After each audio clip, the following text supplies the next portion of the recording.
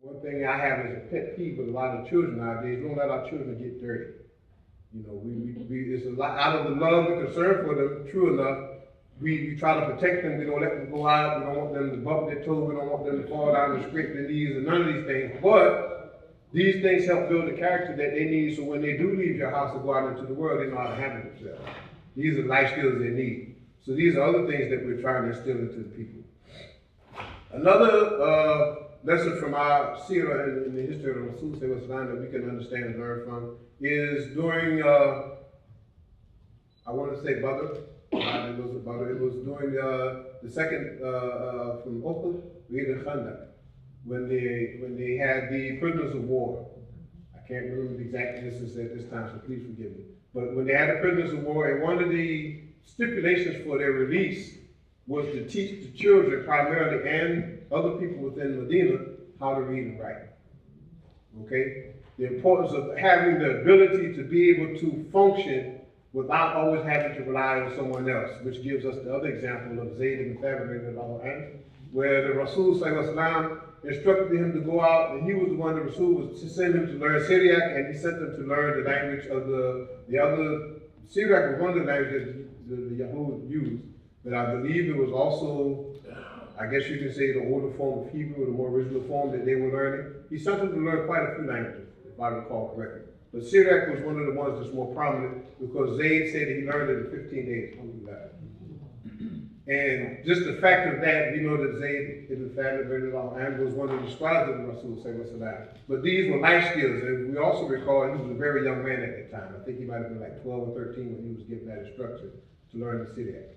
So having the understanding of the importance of being able to relate, not only within the circle that we thrive in, but also to be able to relate in the circles that we don't normally find ourselves engaged with. This is another very important reason why we need to develop life skills for Tayba students.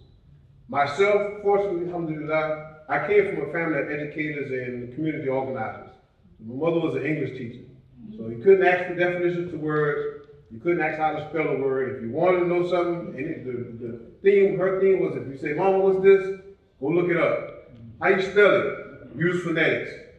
So you was always stuck. You had to sit down with the dictionary, you had to figure it out. And if you couldn't get it by the end of the day, you might get a tongue lash and you might get popped upside the head. Because that was important. I'm do that. But with Tayba, the primary thing that we really want everybody to understand and focus on is in terms of remembering why we need to help ensure that the brothers and sisters who come home have the skills that they need. The story of Justin is probably one of the more sadder events that shows the fallibility of us all and the ability to reach tremendous levels and fall to tremendous depths. But at the same time, Tawbah is the means that we use to regain our dignity and character after these matters. If we also recall, it was a tradition, or it was a thought of one of the Salihin from a while back.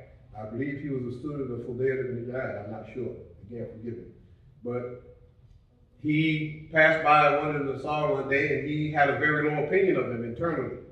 And Allah afflicted him later on when he passed through one of the villages of the Nasar. He fell in love with the daughter of a farmer who was also a pig farmer. And as a result of this, he went to actually lay his hand in marriage, and the father made a stipulation of him gaining his daughter's hand in marriage was Ridat. He became an apostate to the deen. And it took several years before he actually came back to Tawbah. So these stories of, I won't say failure, but obstacles, the challenges that we may all face at some point in time is real. Myself, I went to prison 4 times before I learned my lesson. We call it jumping off the porch where I come from. I jumped off the porch, I was 12 years old. When I caught this case, I was 32. And I didn't catch my first felony until I was 27. So you can just imagine the mind state I had. For 15 years, I thought that I could not get in trouble. I may have little misdemeanors and stuff that I go to jail for, but I thought I couldn't get in trouble. And I was unfortunately involved from a young age with a lot of people who did a lot of major things. And I had a very intense learning period, if you will, as a young man. But being that I had the grounding and the background from my family, it instilled in me the necessary skills that I had to have early on. I didn't use them properly all the time, but it wasn't something that I had developed. So I was fortunate in that matter, alhamdulillah. But a lot of other brothers and sisters aren't. One of the primary things we used to have a lot of problems with the young shahadas, even some of the older brothers, when we were in prison, was that they wouldn't pray when they were by themselves. They weren't with the group, they couldn't pray. And one of the things I used to try to, gently prod and nudge to get the information out of them why these things were. And one of the unspoken but realized things that I got from a lot of these younger kids was that they did not know how to read. Whether it was the Arabiya or whether it was even the English. Even if you knew how to read, as we also know, because it wasn't just the ones who were in prison, even the people who are here, and I'm quite sure a lot of us work with some of them, we read at 8th grade level for the vast majority of this. Okay? And we also intellectualize things at a very basic, sometimes high school, but more often than not, a middle school level. Hence the news and the magazines and the newspaper articles that we read. Even the journalists nowadays don't really know how to write complete sentences, spelling, and other types of things. But that's another issue. The larger issue is that having this realization that the younger ones didn't know how to read. So if you were on lockdown and they were supposed to be praying, and then you come out and the roommate was like, hey, don't y'all pray 5 times a day? Such and such, and you put 2 and 2 together, but these were the challenges that they faced. So one of the things I used to try to work with the young brothers is I used to always try to make sure I couldn't make them go to class when they were in the GED classes, but I would make sure I would help them with what they needed help with. If you got math problems, okay, let's sit down and let me show you how to do this here, and we're gonna work it out. Let's read, I would encourage people to do these types of things, and this is what we were trying to do with Tayba, because a lot of these younger people, we want to make sure that when you come out, it's not enough that you have deen. You have to have some common sense as well, okay? Because having the information of deen, we see that. We can read ayats, and we can read the hadith, and we can get a dictionary, and we can think we're gonna figure it out. But if we don't have the understanding of the contextual nature of certain ayats and traditions and the history and the little details of the stories behind it, and even some of the psychological benefits or preventative that is trying to keep us away from, we're gonna fall short a lot of times. Because we become very rigid in, I guess you could say, stale in how we understand things. Because we become reactionary instead of active. So we're always trying to recoup from some type of thing that's happening to us.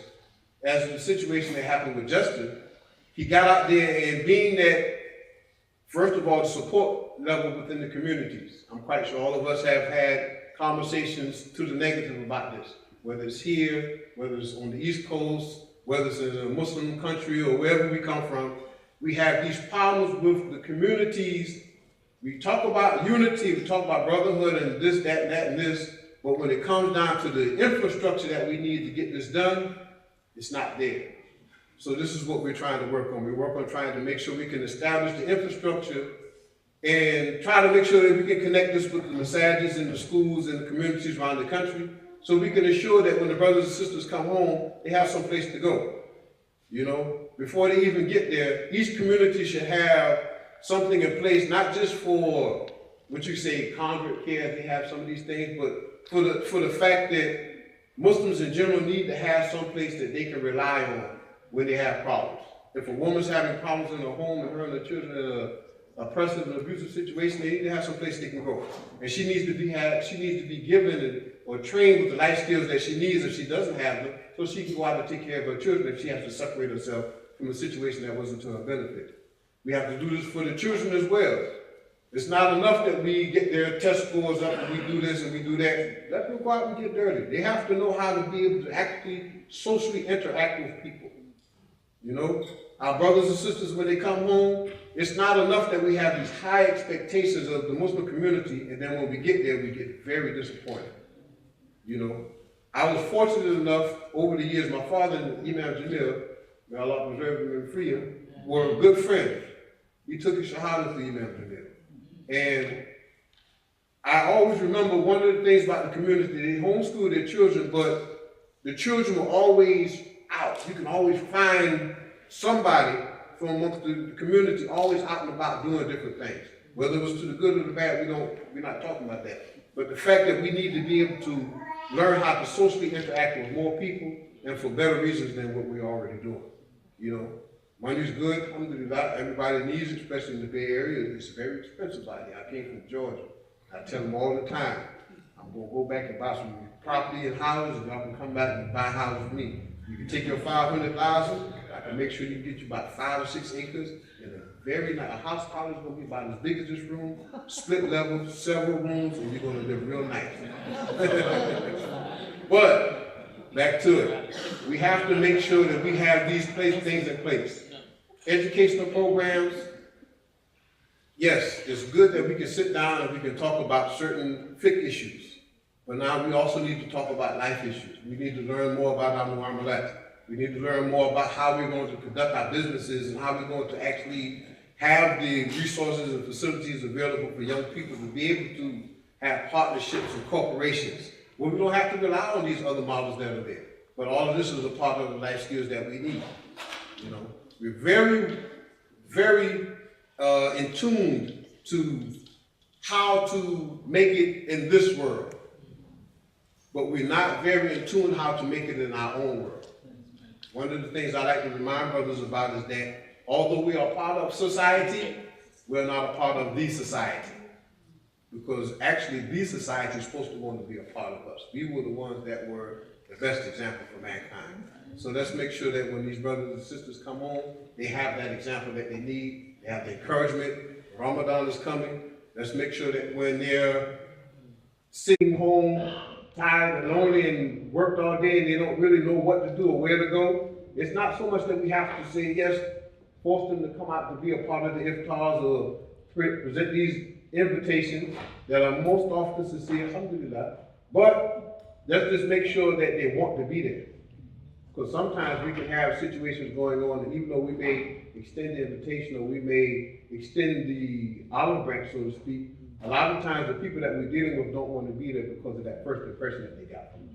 So we want to make sure we change that and make sure not only the life skills but the social interactions that we're having and teaching other people is going to be a benefit. Inshallah, I hope I have not said anything to offend anybody. And I pray that you all continue to support Tayba Foundation. We thank you for coming out, spread the word. Alhamdulillah. Assalamu alaikum.